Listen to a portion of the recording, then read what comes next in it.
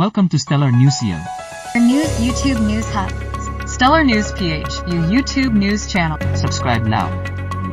Dito sa Stellar Network ay siguradong updated ka sa showbiz news at iba pa. Kaya kung first time mo dito ay mag-subscribe ka na. CEO lang AKO, napapagod diyain, Kim Chiu, kilala sa kanyang masiglang personalidad at hindi matatawarang sipag, ay nagpakita ng emosyonal na bahagi ng kanyang pagkatao sa kanyang magpasikat 2024 performance sa It's Showtime.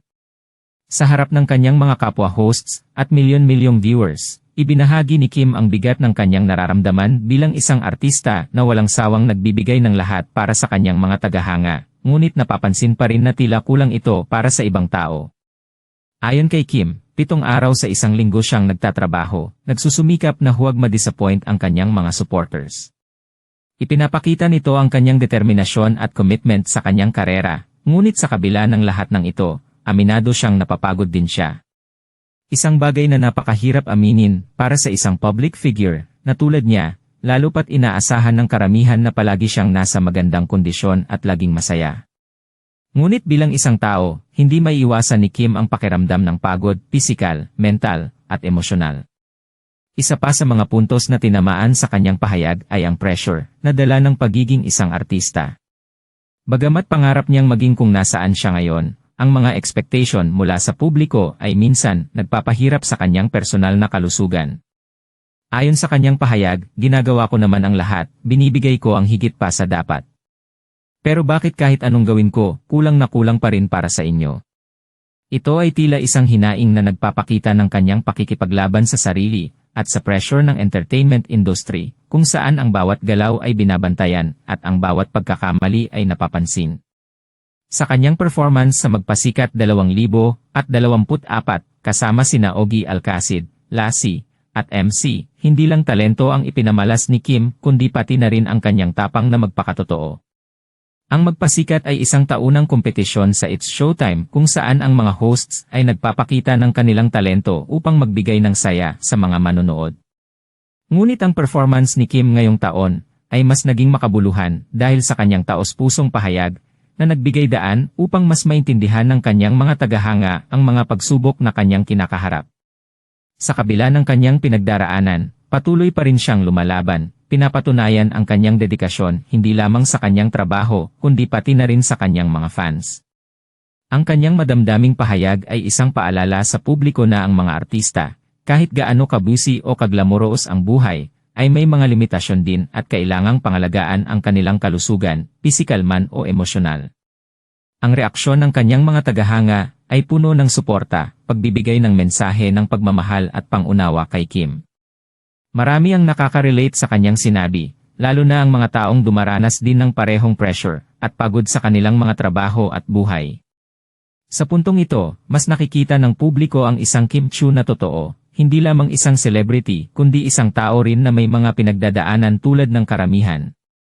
Ang kanyang pahayag ay nagsilbing inspirasyon hindi lamang sa kanyang mga tagahanga kundi sa lahat ng tao na dumaranas ng matinding pressure sa kanilang buhay. CEO lang AKO, napapagod diyain, Kim Chiu, kilala sa kanyang masiglang personalidad at hindi matatawarang sipag, ay nagpakita ng emosyonal na bahagi ng kanyang pagkatao sa kanyang Magpasikat 2024 performance sa It's Showtime. Sa harap ng kanyang mga kapwa hosts at milyon-milyong viewers, ibinahagi ni Kim ang bigat ng kanyang nararamdaman bilang isang artista na walang sawang nagbibigay ng lahat para sa kanyang mga tagahanga. Ngunit napapansin pa rin na tila kulang ito para sa ibang tao. Ayon kay Kim, 7 araw sa isang linggo siyang nagtatrabaho, nagsusumikap na huwag ma-disappoint ang kanyang mga supporters. Ipinapakita nito ang kanyang determinasyon at commitment sa kanyang karera, ngunit sa kabila ng lahat ng ito, aminado siyang napapagod din siya. Isang bagay na napakahirap aminin para sa isang public figure na tulad niya, lalo pat inaasahan ng karamihan na palagi siyang nasa magandang kondisyon at laging masaya. Ngunit bilang isang tao, hindi maiiwasan ni Kim ang pakiramdam ng pagod, pisikal, mental, at emosyonal. Isa pa sa mga puntos na tinamaan sa kanyang pahayag ay ang pressure na dala ng pagiging isang artista. Bagamat pangarap niyang maging kung nasaan siya ngayon, ang mga expectation mula sa publiko ay minsan nagpapahirap sa kanyang personal na kalusugan. Ayon sa kanyang pahayag, ginagawa ko naman ang lahat, binibigay ko ang higit pa sa dapat. Pero bakit kahit anong gawin ko, kulang na kulang pa rin para sa inyo? Ito ay tila isang hinaing na nagpapakita ng kanyang pakikipaglaban sa sarili, at sa pressure ng entertainment industry, kung saan ang bawat galaw ay binabantayan, at ang bawat pagkakamali ay napapansin. Sa kanyang performance sa Magpasikat 2024, kasama sina Ogie Alcacid, Lassie, at MC, hindi lang talento ang ipinamalas ni Kim, kundi pati na rin ang kanyang tapang na magpakatotoo. Ang Magpasikat ay isang taunang kompetisyon sa It's Showtime kung saan ang mga hosts ay nagpapakita ng kanilang talento upang magbigay ng saya sa mga manonood. Ngunit ang performance ni Kim ngayong taon ay mas naging makabuluhan dahil sa kanyang taos-pusong pahayag na nagbigay daan upang mas maintindihan ng kanyang mga tagahanga ang mga pagsubok na kanyang kinakaharap.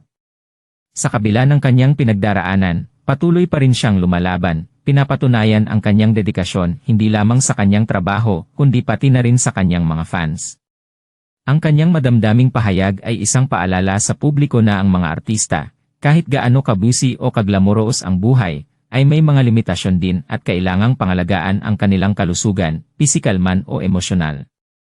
Ang reaksyon ng kanyang mga tagahanga ay puno ng suporta, pagbibigay ng mensahe ng pagmamahal at pangunawa kay Kim.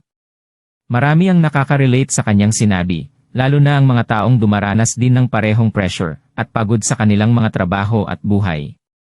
Sa puntong ito, mas nakikita ng publiko ang isang Kim Chiu na totoo, hindi lamang isang celebrity kundi isang tao rin na may mga pinagdadaanan tulad ng karamihan. Ang kanyang pahayag ay nagsilbing inspirasyon hindi lamang sa kanyang mga tagahanga kundi sa lahat ng tao na dumaranas ng matinding pressure sa kanilang buhay. Ano ang masasabi niyo sa issue natin today? This has been Angelo, hanggang sa susunod na balita.